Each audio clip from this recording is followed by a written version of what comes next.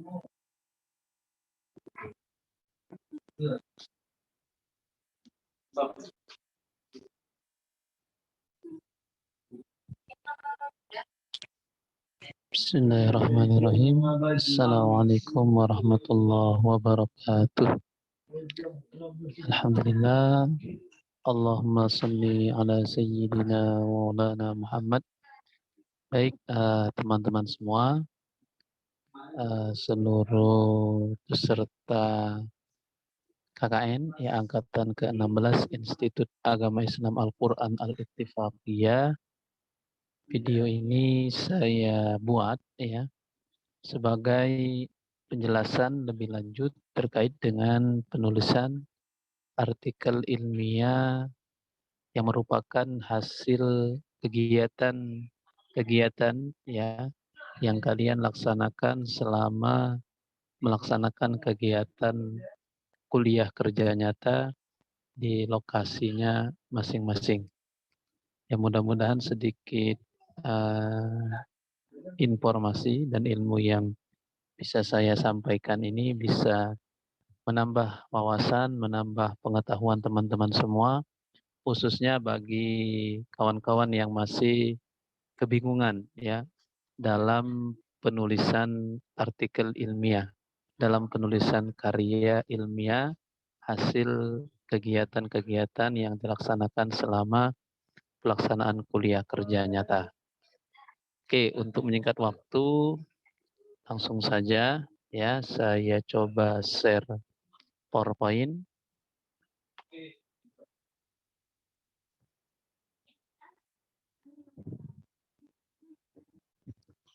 Baik, teman-teman dan kawan-kawan semua, sebagaimana saya sampaikan tadi di awal bahwa video ini saya buat ya sebagai penjelasan lebih lanjut terkait dengan penulisan artikel ilmiah yang merupakan hasil kegiatan-kegiatan yang dilakukan ya selama pelaksanaan kuliah kerja nyata atau program pengabdian kepada masyarakat yang dilakukan oleh mahasiswa IAIKI angkatan ke-16 ya, KKN angkatan ke-16 tahun 2022. Langsung saja ya, ketentuan umum yang perlu dipahami ya bersama-sama terkait dengan penulisan artikel ilmiah ini ya. Yang pertama, penulisan artikel ini merupakan hasil dari kegiatan KKN yang merupakan prasyarat ya bagi kawan-kawan untuk lulus dalam mengikuti kegiatan KKN ini. Di salah satunya adalah dengan membuat artikel ilmiah hasil kegiatan KKN. Kemudian yang kedua, artikel ini merupakan tugas individu yang harus dibuat oleh setiap mahasiswa dan diserahkan ketika mengumpulkan laporan kelompok KKN dan video ya yang sudah saya share kemarin contohnya videonya. Nanti jadi yang dikumpul itu ada 3 ya, laporan kelompok, artikel ilmiah yang dibuat individu ya. Jadi tidak ada lagi laporan individu, yang adanya laporan kelompok saja. Kemudian selain laporan kelompok, artikel, kemudian nanti yang perlu dikumpul adalah video. Ya, video yang kalian buat yang meliputi profil singkat desa di mana kalian KKN, kemudian fasilitas-fasilitas yang ada di desa tersebut, dan kemudian yang terpenting juga adalah program-program yang telah kalian lakukan selama 1 bulan melaksanakan kegiatan KKN. Kemudian nanti akan ada penilaian ya atau belangko ya penilaian dari mahasiswa terkait dengan pelaksanaan kegiatan KKN yang nanti akan diserahkan oleh panitia atau LP2M.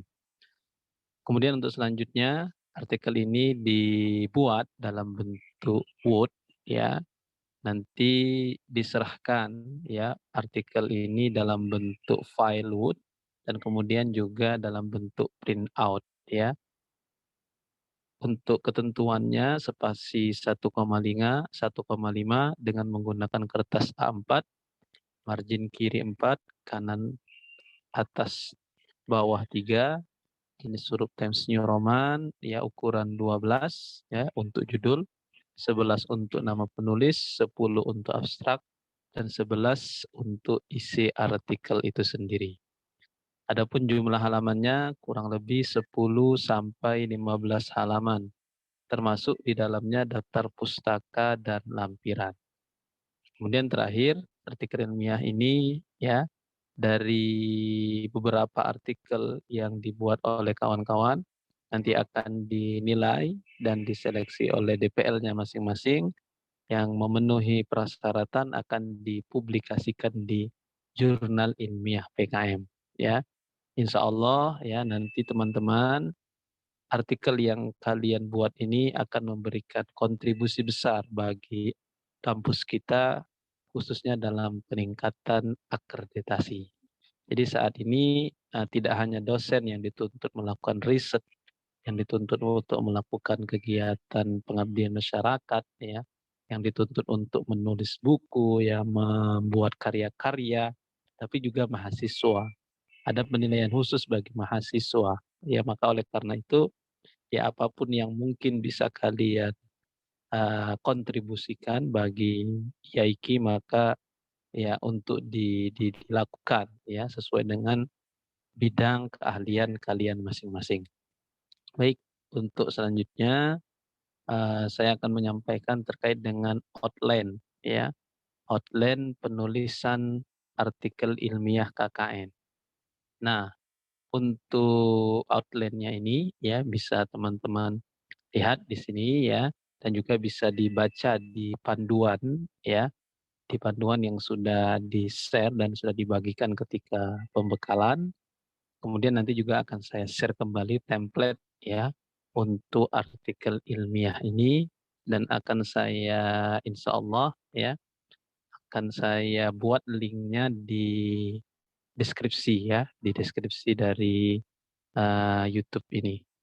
Kemudian ya ini outline-nya terdiri atas judul, identitas penulis ya, abstrak, pendahuluan, metode yang digunakan, hasil dan pembahasan, kesimpulan dan saran, ucapan terima kasih, dan terakhir referensi.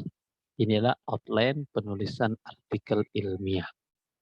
Nah, untuk selanjutnya ya kita akan bahas satu per satu ya. Yang pertama terkait dengan judul artikel ya. Nah, terkait dengan judul artikel ilmiah ini penting juga untuk teman-teman perhatikan ya. Apa saja hal-hal yang perlu ada di dalam penulisan judul. Nah, ini ada aturannya. Yang pertama, judul maksimum terdiri atas 20 kata. Ya, jangan terlalu panjang.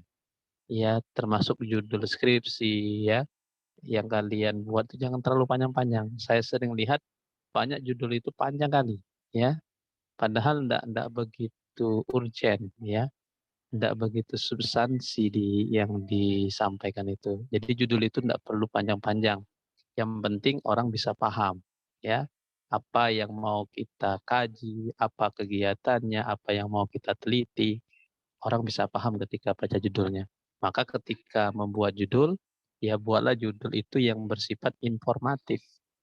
Artinya apa? Judul itu buat ya sesimpel mungkin, nggak apa-apa. Yang penting orang membacanya paham ya apa kegiatan yang mau dilakukan ya. Nah, di dalam membuat judul itu ada beberapa hal yang perlu diperhatikan. Yang pertama ya tentu harus jelas ya isu atau fokus kajian apa atau fokus kegiatan apa yang diangkat ya. Kemudian harus jelas juga ya metode apa yang digunakan dalam kegiatan tersebut. Kemudian dalam judul juga harus tampak objek yang menjadi sasaran. Ya, siapa yang menjadi target dari kegiatan yang kalian lakukan. Kemudian yang keempat keempat yang perlu ada di dalam judul itu adalah lokasi di mana kegiatan itu dilakukan. Di sini saya menyampaikan beberapa contoh ya dari penulisan judul. Misalnya pembinaan ilmu tajwid terhadap anak-anak remaja di Kelurahan Gunung Ibul, Prabu Mulih Timur. Nah, coba kita analisis ya dari judul yang pertama ini. Apa isu atau fokus kajian yang diangkat? Nah, kita lihat yang diangkat adalah berkaitan dengan ilmu tajwid. Kemudian metode apa yang digunakan di sini? Yang digunakan adalah pembinaan. Ya, pembinaan. Kemudian objek yang menjadi sasaran siapa di sini? Yang menjadi sasaran adalah anak-anak remaja. Anak-anak remaja ini berada di mana? Lokasinya di mana? Lokasinya ada di Kelurahan Gunung Ipul. Nah, ini contoh ya judul yang informatif. Orang ketika membacanya paham jelas ya apa kegiatan yang dilakukan, penelitian apa yang mau dilakukan. Nah, itu contoh yang pertama. Kemudian lihat juga contoh kedua. Pelatihan pemasaran produk lokal Songket masyarakat Desa Limbang Jaya 1 di media sosial. Nah, ya. Nah, ini contoh lagi ya. Kemudian sosialisasi pentingnya menggunakan atau memanfaatkan misalnya ya, atau menjadi nasabah bank syariah misalnya ya, bagi remaja di Desa Tanjung Pinang 1, Kecamatan Tanjung Batu misalnya. Kemudian pelatihan metode mengajar Al-Quran bagi guru-guru TPA di Masjid Ar-Rahman Desa Sukapuli, Pedamaran misalnya. Ya, ini hanya sekedar contoh ya. Artinya apa? Bahwa judul itu buat ya sesimpel mungkin, tapi paling tidak terdapat 4 informasi ini. Sehingga orang membaca judulnya sudah tahu arah artikel ini apa ya, apa isu yang mau diangkat, metode apa yang digunakan, di mana penelitian ini dilakukan. Oke ya, saya rasa cukup untuk judul. Kita lanjut bagian selanjutnya, identitas penulis ya. Nah, terkait dengan identitas penulis ini ya, ada beberapa hal yang perlu teman-teman buat ya. Nanti juga bisa dilihat di template-nya ya, di template yang nanti saya share juga kepada kawan-kawan. Yang pertama, nama mahasiswa. Kedua, nama DPL, kemudian nomor kelompok, institusinya, email, dan lokasi KKN. Nah, contohnya sebagaimana yang tampak di layar ya. Nama, kemudian institusinya, kemudian email ya. Dan ini sebenarnya kurang lagi nomor 3 ya di email di bawahnya itu tambahkan lokasi KKN. Ya, nanti silakan tambahkan sendiri, nanti lihat di template ya sudah ada contohnya. Kemudian bagian selanjutnya abstrak. Ya, abstrak ini teman-teman ya pada intinya isinya ini merupakan atau isinya ini merupakan bagian-bagian penting yang ada di dalam artikel itu sendiri. Ya, jadi isinya ini merepresentasikan isi dari artikel kita itu dari pendahuluan sampai kesimpulan. Nah, abstrak ini ditulis dalam 2 bahasa, yaitu bahasa Indonesia dan bahasa Inggris. Kurang lebih terdiri dari 200 sampai 300 kata.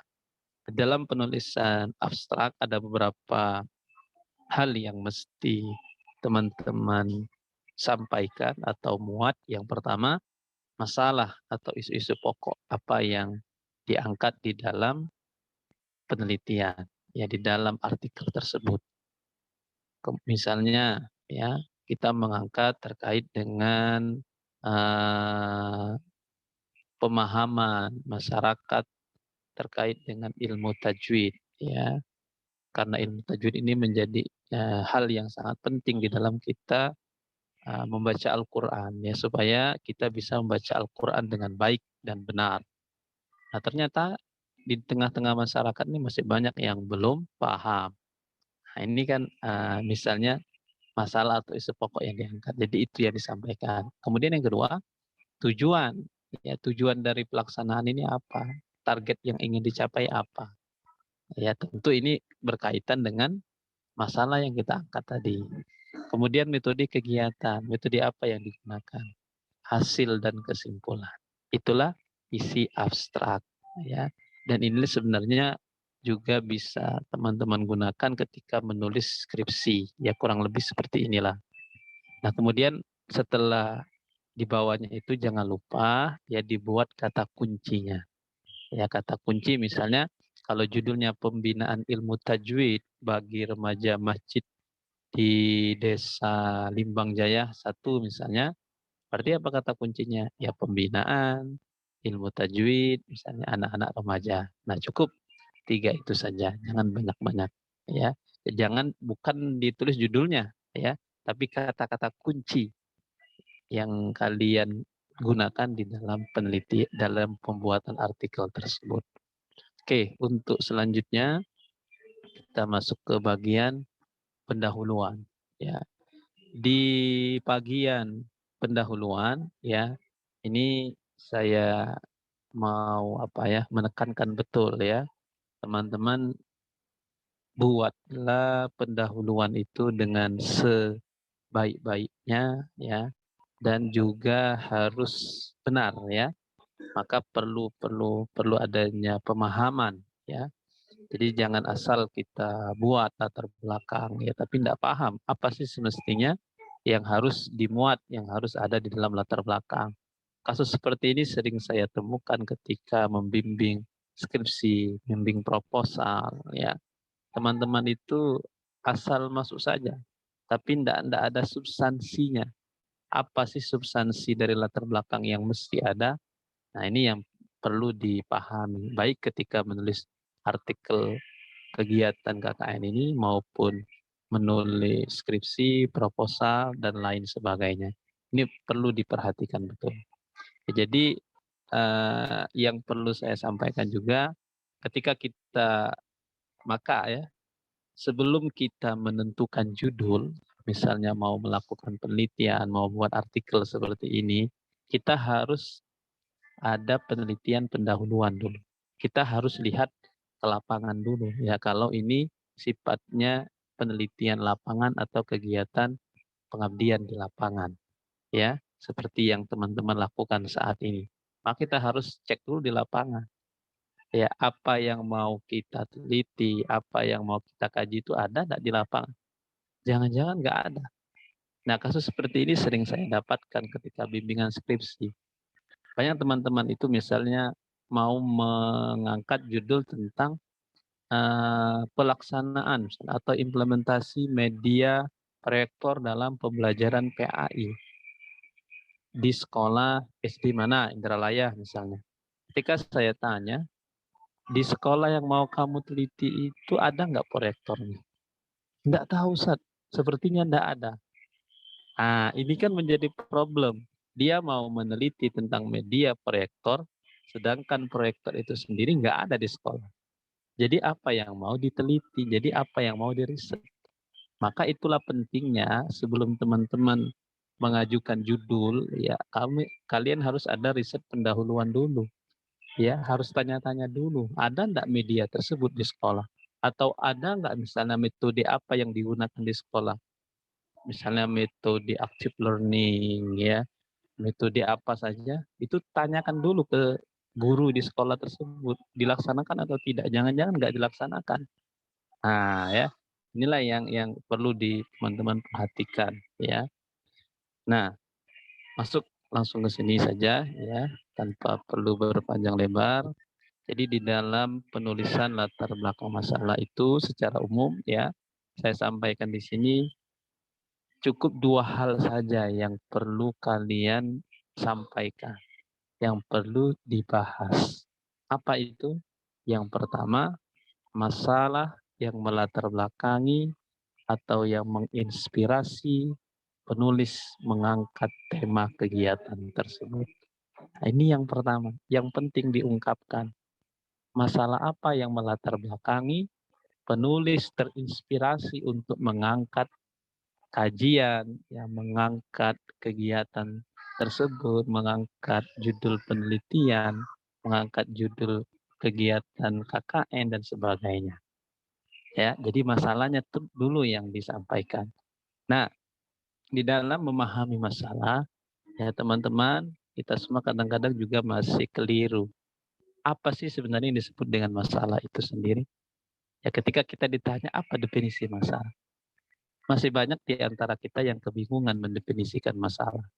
Ya, kesalahan kita dalam mendefinisikan masalah itu akan berakibat fatal bagi penulisan latar belakang masalah.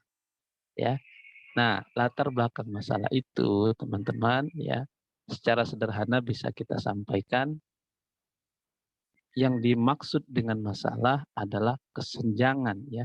Jika ada kesenjangan antara dasolen dan dasen. Nah, apa dasolen dan dasen? Mungkin teman-teman dulu ketika mata kuliah metodologi pernah mendengar istilah ini ya. Jadi yang disebut dengan dasolen itu adalah sesuatu yang ideal, sesuatu yang semestinya terjadi ya. Kalau desain itu kebalikannya. Kalau desain itu apa yang terjadi dalam kenyataannya, dalam realitanya. Jadi yang dimaksud dengan masalah itu adalah kesenjangan ya antara yang seharusnya, antara yang semestinya terjadi dengan apa yang terjadi, realnya yang terjadi. Itulah yang disebut dengan masalah.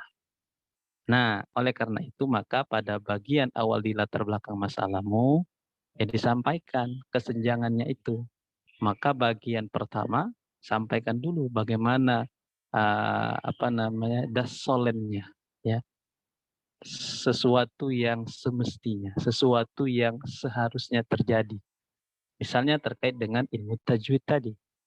Yang mungkin disampaikan pada bagian pertama ya bahwa sebagai seorang muslim ya yang menjadikan Al-Qur'an sebagai pedoman bagi hidupnya ya maka dia harus bisa memahami ya ilmu tajwid yaitu dengan baik supaya apa? Supaya Al-Qur'an yang dipedomaninya tadi ya bisa dia baca ya, bisa dia baca setiap saat ya dengan bacaan yang benar, dengan bacaan yang baik sesuai dengan kaidah tajwid. Nah, ya.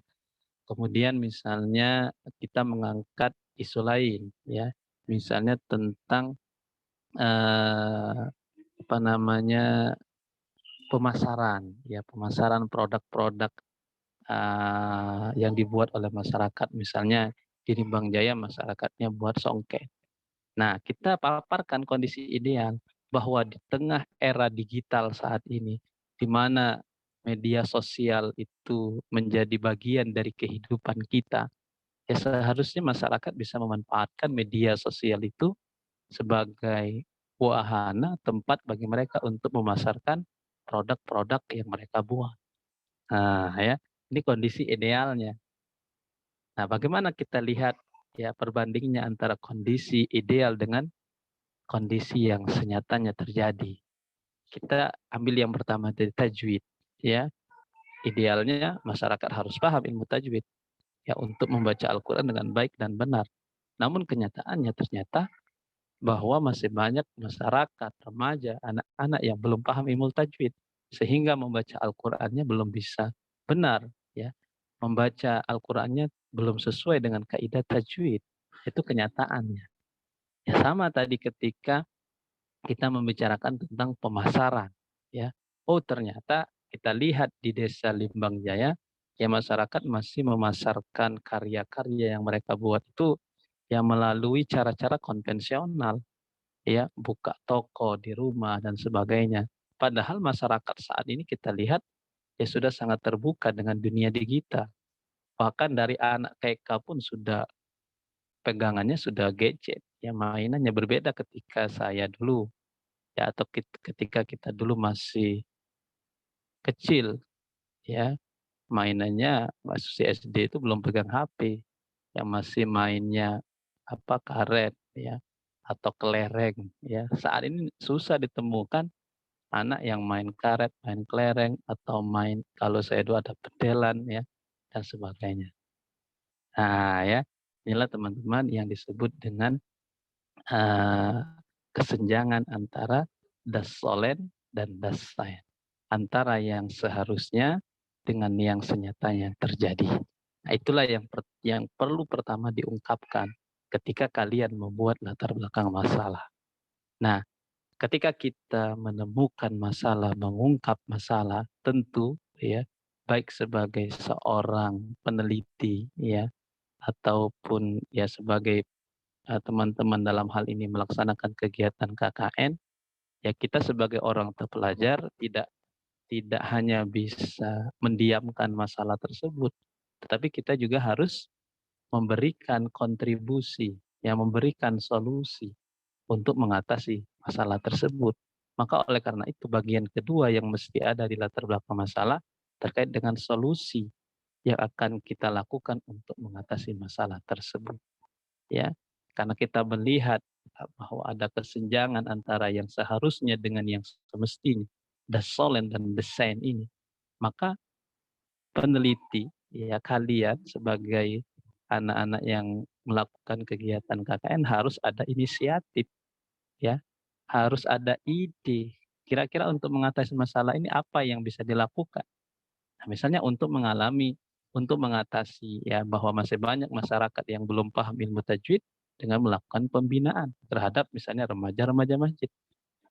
Karena masyarakat misalnya belum belum proses pemasaran pemasaran karya-karya mereka itu masih cara-cara konvensional, mungkin bisa dilakukan dengan cara pelatihan, ya pemasaran di media sosial. Nah ya, kalau ini yang kita lakukan teman-teman, insya Allah kita sebagai mahasiswa, ya orang-orang terpelajar, ya akan berkontribusi besar bagi masyarakat yang ada di sekitar kita. Ya, karena itu memang kewajiban kita sebagai orang yang terpelajar. Nah, kalau ini sudah kalian buat, insya Allah teman-teman ya, kalau latar belakangnya ini sudah benar, nanti bagian-bagian selanjutnya ikut, ya akan tersusun secara sistematis. Karena kita sudah punya gambaran apa yang mesti kita lakukan, apa yang mesti kita buat. Tapi kalau latar belakang masalahnya masih belum tepat, latar belakang masalahnya masih belum benar, maka otomatis yang lainnya pun akan ya amburadul, tidak benar, ya tidak jelas kemana arahnya. Oke ya, itu untuk latar belakang masalah. Kemudian yang perlu dimuat di dalam pendahuluan 1.2-nya adalah identifikasi masalah. Apa ya terkait dengan fokus masalah apa yang kalian temukan, yang kalian angkat dalam riset ini. Pada dasarnya ini sudah diungkap di latar belakang masalah. Namun supaya pembaca lebih mudah memahami masalah apa yang diangkat, maka dibuat di identifikasi masalah. Jadi sampaikan ya, misalnya tadi tajwid tadi, oh masih banyak anak-anak remaja di desa Tanjung Pinang 1 misalnya belum paham ilmu tajwid. Masih banyak bapak-bapak yang baca Al-Qur'annya tidak memperhatikan panjang pendeknya. Ini kan identifikasi masalah namanya. Kemudian kerangka pemecahan masalah.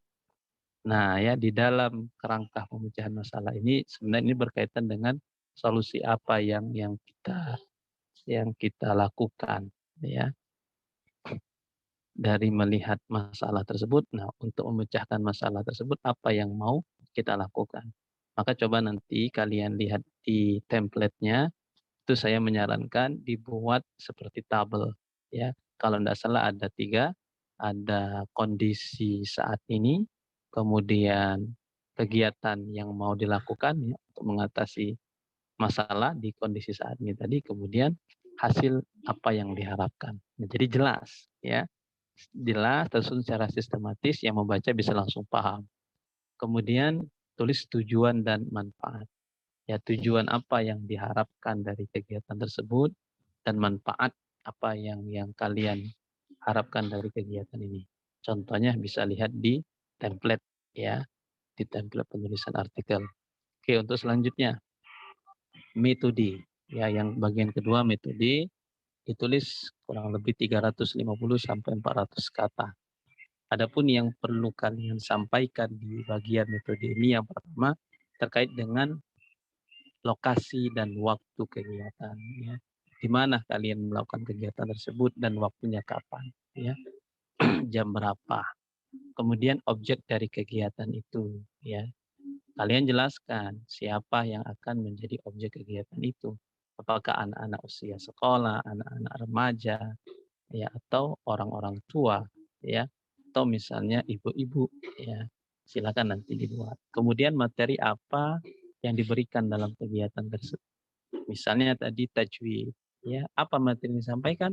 Misalnya tentang mimat, hukum nun mati dan tanwin, hukum mim mati, ya, hukum terkait dengan mat dan sebagainya. Itu materi.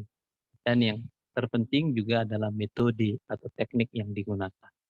Ya, ada banyak metode yang bisa digunakan dalam PKM, ya, dalam kegiatan-kegiatan di KKN ini. Berbeda dengan penelitian. Ya, kalau penelitian ya secara umum kita punya 3 pilihan, kalau nggak kualitatif, kuantitatif, kalau nggak itu studi pustaka. Nah, kalau dalam kegiatan KKN atau PKM itu banyak, ya. Bisa pembinaan, bisa sosialisasi, ya, bisa pelatihan, bisa workshop, ya, bisa advokasi dan sebagainya. Ya, cari metode-metode yang kira-kira relevan dengan isu atau kegiatan yang mau kalian lakukan. Oke, untuk selanjutnya yang perlu dibahas adalah hasil, ya, hasil dan pembahasan dari apa yang telah teman-teman lakukan. Bagian ini kurang lebih 1000 sampai 1200 kata. Yang di dalamnya terdapat beberapa hal yang perlu kalian jelaskan. Yang pertama terkait dengan pelaksanaan kegiatan, ya.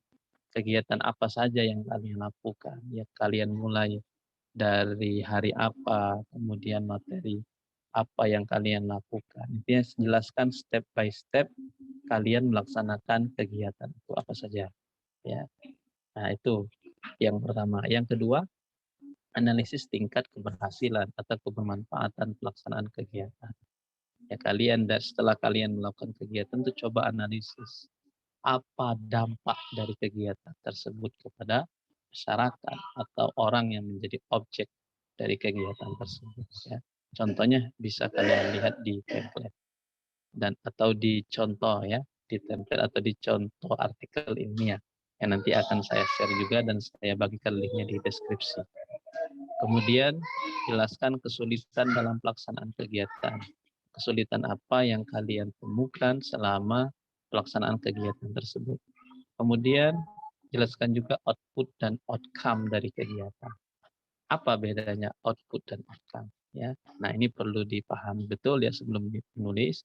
Ya, kalau output itu harapan dalam jangka pendek, ya.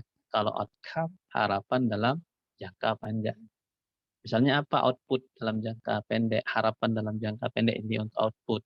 Misalnya dengan kita melakukan pembinaan ilmu tajwid, ya, anak-anak remaja atau anak-anak usia sekolah itu bisa membaca Al-Quran dengan benar, ya, dengan kaidah-kaidah tajwid.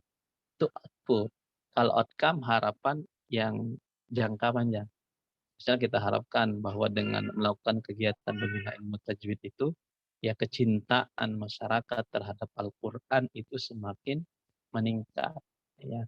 Setiap rumah akan terdengar suara-suara bacaan Al-Quran. Itu outcome namanya. Kemudian yang terakhir yaitu keberlanjutan program.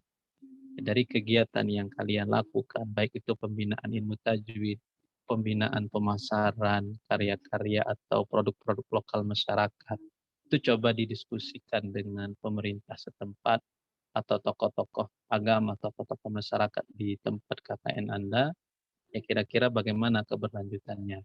Ya, kalian sampaikan usulannya, ya, dan diskusikan itu dengan perangkat desa, tokoh agama, tokoh masyarakat setempat. Oke, itu hasil dan pembahasan. Untuk selanjutnya bagian keempat yaitu kesimpulan dan saran, ya. Jadi dalam bagian keempat ini ada 2 hal yang perlu kalian buat, yaitu kesimpulan ya dari apa yang telah kalian lakukan, apa yang kalian buat di artikel tersebut, ya dari pelaksanaan-pelaksanaan itu, bagaimana kesimpulannya. Kemudian juga saran, ya. Saran ini kalian sampaikan kepada pihak-pihak terkait, misalnya pemerintah desa setempat, atau ke pengurus masjid, ya, atau ke tokoh agama, atau ke masyarakat yang ada di desa tersebut, dan lain sebagainya. Kemudian bagian yang kelima yaitu terkait dengan ucapan terima kasih, ya. Jadi di akhir penulis artikel ini kalian juga harus mengucapkan terima kasih kepada pihak-pihak yang menurut kalian berkontribusi atau memberikan dukungan penuh terhadap kelancaran kegiatan yang kalian lakukan. Ya baik kepada kepala desa, tokoh agama, tokoh masyarakat, kepada sekolah, atau juga kepada kampus yang telah memfasilitasi teman-teman untuk melakukan kegiatan KKN. Oke ya, itu ucapan terima kasih. Dan di akhir artikel tentu harus ada referensi yang menjadi rujukan teman-teman dalam menulis artikel ini. Ya, di sini ada beberapa contoh dalam penulisan artikel. Ya, ini misalnya menulisan dengan buku, jurnal, skripsi, artikel, wawancara, observasi. Jadi untuk contoh yang lebih detail bisa dilihat di template-nya ya. Dan kemudian terakhir yang saya sampaikan di sini adalah penulisan catatan kaki. Jadi dalam penulisan artikel ini kita masih menggunakan catatan kaki. Ya, nanti tulis ya, kalau merujuk kepada buku, merujuk kepada jurnal, itu tulis catatan kakinya. Nah, yang perlu teman-teman garis bawahi ya, tadi di bagian referensi disampaikan bahwa minimal referensi yang digunakan ada 10. Nah, dari 10 referensi itu kami harapkan 80%-nya merupakan referensi-referensi yang up to date ya, referensi-referensi yang terbaru ya. Jangan terlalu banyak menggunakan referensi-referensi yang sudah terlalu lama ya, yang sudah enggak up to date lagi. Gunakan referensi yang menurut kalian up to date ya, baik itu jurnal ya maupun buku dan lain sebagainya. Di sini juga tadi dijelaskan ya ada beberapa contoh dalam penulisan catatan kaki. Ya nanti juga bisa teman-teman lihat di template yang bisa kalian akses ya, bisa kalian download nanti silakan. Baik teman-teman, saya rasa itu yang bisa saya sampaikan ya. Sedikit banyak mudah-mudahan apa yang saya sampaikan bisa sedikit memberikan pencerahan ya, menambah pengetahuan kita bersama-sama. Untuk hal-hal yang lain kalau ada yang belum jelas khusus terkait dengan penulisan artikel ilmiah ini, silakan teman-teman, adik-adik semua komentar di bagian komentar ya di bawah ini di akun YouTube ini, atau juga bisa langsung hubungi ya saya pribadi, bisa ya langsung di WA saja. Mungkin mau sharing terkait dengan judul-judul artikel ilmiah KKN yang mau diangkat ya. Nah, saya harapkan ya jangan menunggu akhir KKN mau selesai, dari sekarang mulai dicicil ya, mulai digarap artikelnya. Minimal mulai sekarang kalian sudah punya gambaran kegiatan apa yang mau dijadikan artikel ilmiah ya. Buatlah sudah punya gambaran, kemudian buat latar belakang masalahnya, buat identifikasi masalahnya, buat metode apa yang mau digunakan ya dan lain sebagainya. Sehingga nanti di akhir KKN ya kalian tinggal menyempurnakan saja. Jangan sampai KKN-nya sudah berakhir baru mau mulai buat artikel. Nah, ini yang kadang-kadang jadi problem, akhirnya ngumpul tugasnya ya sudah mepet-mepet, bahkan sudah lewat dari jadwal. Nah, saya harapkan kita belajar untuk on time ya, untuk apa ya namanya, bersegera ya, selagi itu suatu hal yang baik, saya rasa kita perlu menyegerakan ya untuk melakukannya. Ya mungkin itu saja yang bisa saya sampaikan. Mudah-mudahan apa yang saya sampaikan ini bisa bermanfaat untuk kita semua. Saya akhiri, wassalamualaikum warahmatullahi wabarakatuh.